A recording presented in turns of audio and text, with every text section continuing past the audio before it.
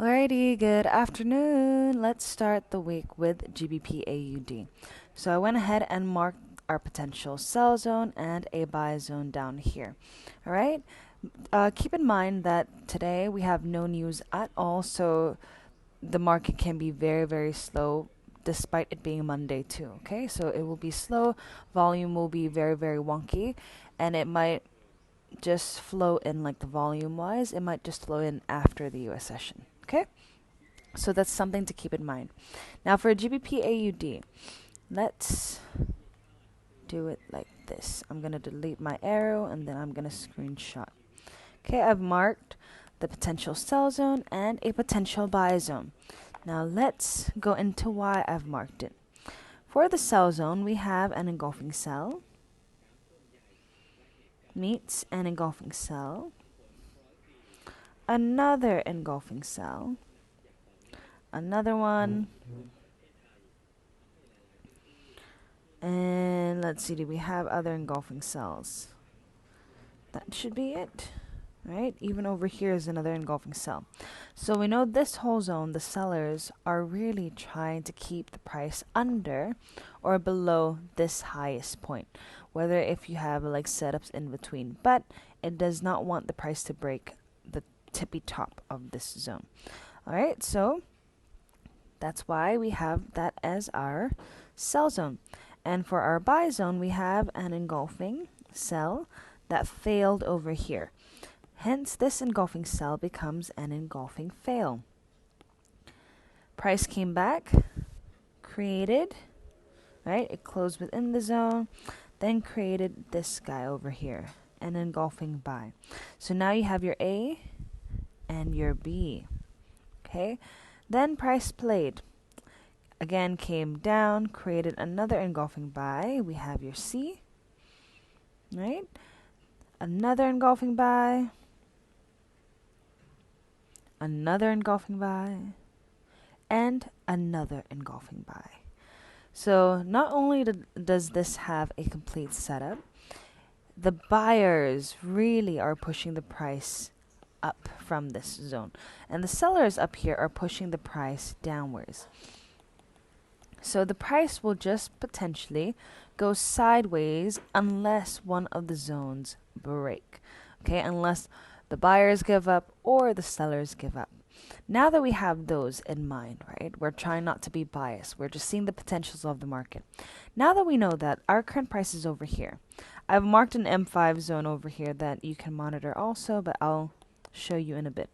Okay, so current price is over here. If GA decides to respect this zone, meaning H4 still respects the zone, then potentially we can try to find a setup to sell down in either M5 or M15.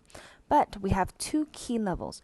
So if you can't find any setups within this zone, then wait for it to form. If it doesn't form and it keeps shooting up, then maybe it wants to test this zone. Then make a setup on either M5 or M15. Okay, so you have to keep your eyes peeled. So you can do that or this down. But if H4 decides to shoot up and really finally close above here, meaning sellers lost to the buyers, then potentially it could go even further. After breaking, the price could shoot up in one go or retrace back down into the key levels for a better buy up. Okay, so that's the potentials. Now, what if the price does decide to just drop down, right? Drop down into our buy zone, and H4 respects this zone, then potentially we can try to find a buy back up. But if H4 closes below this zone and the sellers win, meaning the sellers really overpowered the buyers finally in this zone and it pushed the price to close below, then potentially the price could go even lower. After breaking, it could shoot down in one go or retrace back into the key level for a better sell down. Okay, I'm going to write again, entries, monitor, my entry, M5 or M15. Either one, okay, but I like to play an M15 with H4 because it's a higher time frame, so I can get more movements from M15. But if I can't find any setups on M15, then I'll switch to M5 to monitor for a potential setup.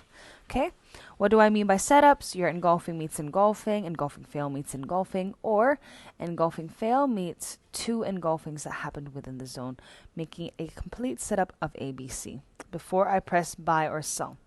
Okay, wait for the setup to really form before you press to lower your risks. Okay, now for the M5 zone that I was marking, it's this particular zone. I marked it since the morning. So we have an engulfing buy that failed, price came back, reacted, didn't create an engulfing sell yet. But over here it did. Just right now, not long ago, it created an engulfing sell from this M5. Not only that, the price also played around here. So when I switch to M1, it would look like this. Right? This is a zone that I was going to monitor for any potential entries, but I'm waiting for H4 to close first. Okay, to lower my risk, because I don't want to just trade away my money. It is a Monday. Usually I don't trade Mondays. Actually, I don't trade Mondays at all. So either way, I'm not going to enter for today. So you can take my zones, and if you want to enter, you can. All right, this is just what I am monitoring. We have an engulfing buy that failed, price came back, showed a reaction over here. Then finally, when it came back over here, created an engulfing sell, right? First sell, then the second sell. So we have your ABC complete on M1. So M5, if M5 decides to still respect this zone, it potentially could come up to create another engulfing sell to complete this setup, or it can just shoot down in one go. So that is for you to monitor. It is still within the key levels, so you can monitor this M5 and this M1. All right, mark it on your charts. Now, if I look at M15, why did I mark M15? Because if I do this, I can see that I can't find my engulfing fail, right? This candle did not close above this candle's high. Hence, it's not an engulfing buy. So on M15, I can't see any zones unless it's up here, right? Engulfing buy that failed, engulfing sell meets engulfing sell, another engulfing sell. So the price is really pushing down. So you can monitor this M5 and M1 if you want to enter. All right, so that's for GA. Now let's move on to GU on H4. Okay, I'm not going to go too much into details. Okay, for GU, what can it do? Now, if you recognize this, these are the zones that I gave since last week, right? Because the price is still respecting these particular two zones. We have an engulfing buy over here, sell over here that failed. So the engulfing sell becomes an engulfing fail. Price came back, created an engulfing buy, and then just now, right, a few H4 back ago, it created another engulfing buy. So now you have your A, your B, your C, complete setup on H4 for this particular pair, which is GU. So the buyers are really trying to have the price above this level, all right? This low. It does not want the price to break over here. For our sell zone, just a quick recap why I marked this particular guide. This is an engulfing buy that failed over here. So the buy becomes an engulfing failed zone. Now, why did I mark it? Because it's still very fresh, meaning the price after breaking, it did not come back to retest, leaving a wick or even closing within just yet. Okay, so it's a fresh zone that I want to monitor. If H4, right, current price is over here.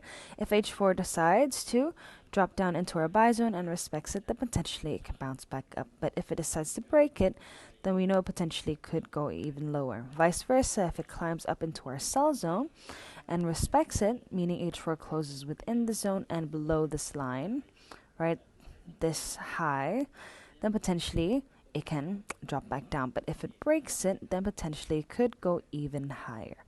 Okay, so that is for GU. Now for the next pair, I'm going to map out the key levels with you guys, so stay tuned.